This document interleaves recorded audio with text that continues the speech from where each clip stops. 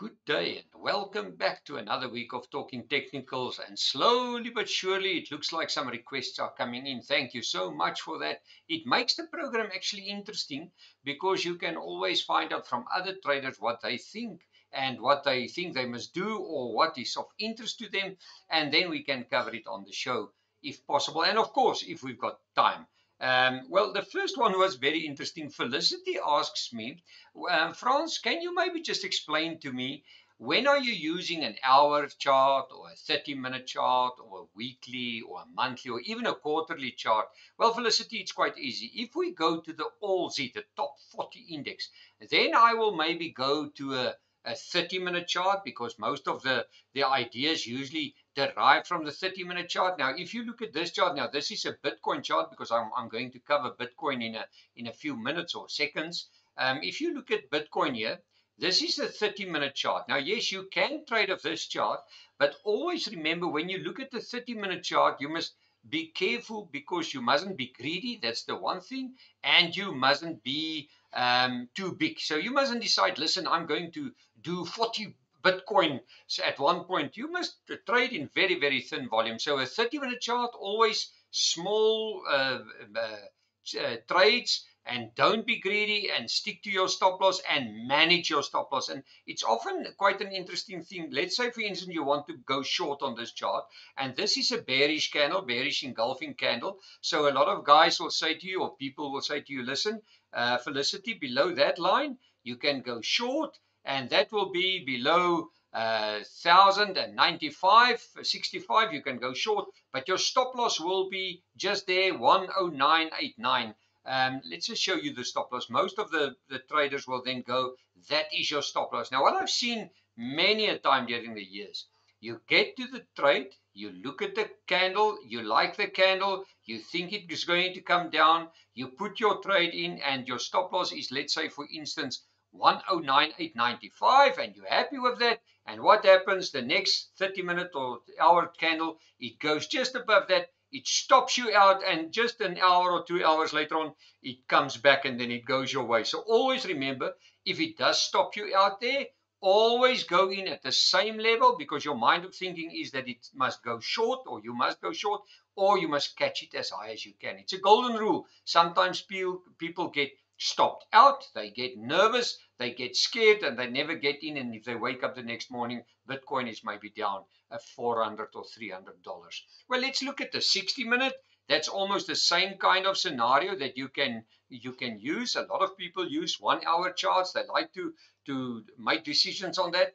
I usually just look at 30 minutes. I usually look at a daily chart. I kick off in the mornings with a daily chart. And where do I get that? There's the daily chart. But over the weekend, the people that subscribe to the newsletter will see that we make use of what we call weekly charts. So the weekly newsletter is always weekly charts. It's a little bit of a bigger time frame. It gives you more time to make your decision. Your stop loss is sometimes also a little bit bigger, but I look at weekly charts for a medium to a long term idea. What do I think about the market? A monthly chart, usually for a 6 months view, because a monthly chart usually gives you a strong indication what the big buyers did in that month. But I must be honest with you, a monthly chart sometimes is not that accurate. Why? Because your stop loss is just so big. Let's just show you here.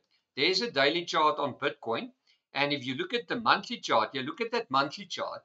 Now, if you want to go short on this, Felicity, first of all, you will not go short because this is suddenly a bell-toed line candle. And remember, the 30-minute chart had a bearish engulfing candle. So this side, you only will look at maybe the first lower high. And where's the first lower high? The first lower high will be below 93,376.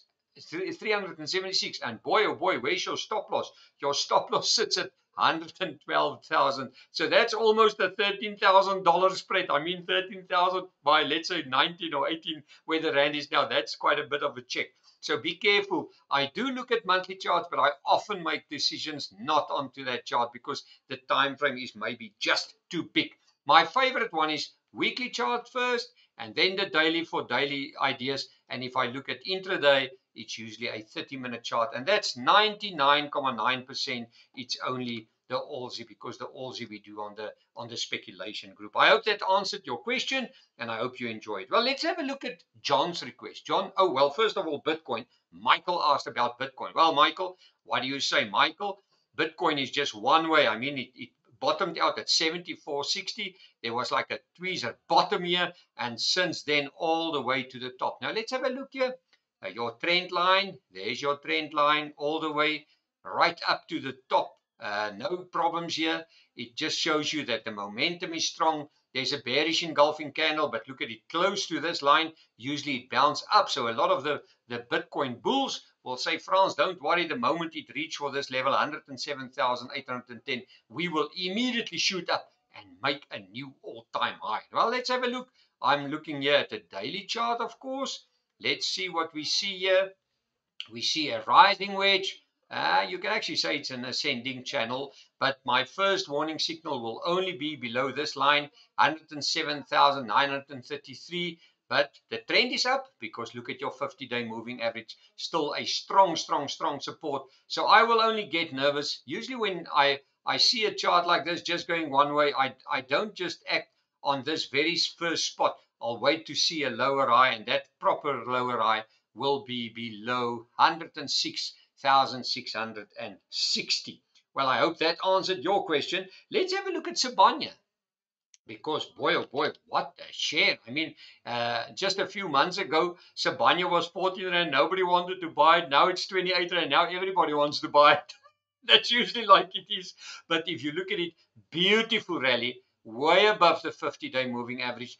But what do we see here? This little candle here, or this candle, is often a shooting star. Now, what is a shooting star formation? It usually develops after a strong rally. You get this doji, almost like a shooting star doji. What some people will say, be careful about it. I say, yes, they are quite right. But where's the low of this candle? This low of this candle is sitting at, and there you are, is it sitting at 26 rand and 62 cents. If this candle, a bear, can turn into a bearish engulfing candle, and we start to move below 26.62, we can see this as a shooting star reversal pattern.